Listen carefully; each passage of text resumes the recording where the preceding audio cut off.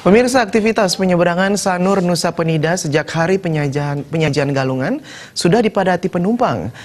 Para penumpang ini sebagian besar adalah warga Nusa Penida yang ingin merayakan Hari Raya Galungan di kampung halaman.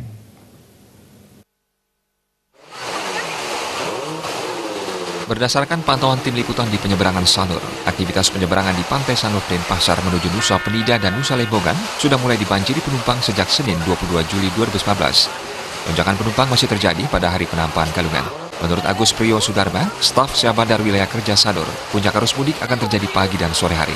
Meski penumpang bertambah, Syah Bandar Wilayah Kerja Sanur tidak melakukan penambahan jumlah kapal karena jumlah kapal yang ada sudah sangat mencukupi.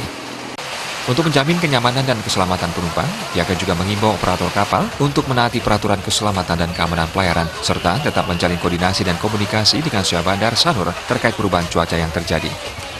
Perkiraan sekarang ini sekitar 25-30 kapal. Biasanya kalau per hari itu paling 20 kapal.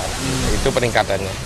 Bagus untuk menjamin bahwa penumpang aman ya, sebab pihak operator itu tidak memaksakan jumlah dan pengawasannya. Oh, kita tetap memantau itu. Tetap kita himbau setiap pagi, setiap keberangkatan, kapasitas bot, sesuaikan alat keselamatan, alat komunikasi, life jacket itu tetap di standby-kan, life jacket itu kalau bisa dipakaikan pada setiap penumpang. Tetap kita peringatkan setiap pagi, kita tetap memantau dari BMKG setiap paginya, kita juga dari grup WA dari kantor tetap juga diberikan.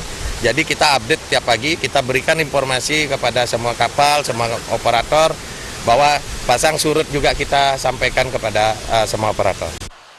Selain dipadati warga Nusa Penida yang akan pulang kampung, penyeberangan Sanur Nusa Penida juga tetap dipenuhi wisatawan asing yang ingin berlibur ke Pulau Nusa Penida dan Nusa Lembongan. Puluhan operator kapal pun tetap melayani penyeberangan meski banyak dari mereka libur pada Hari Raya Galungan ini. Riasa dan Ratna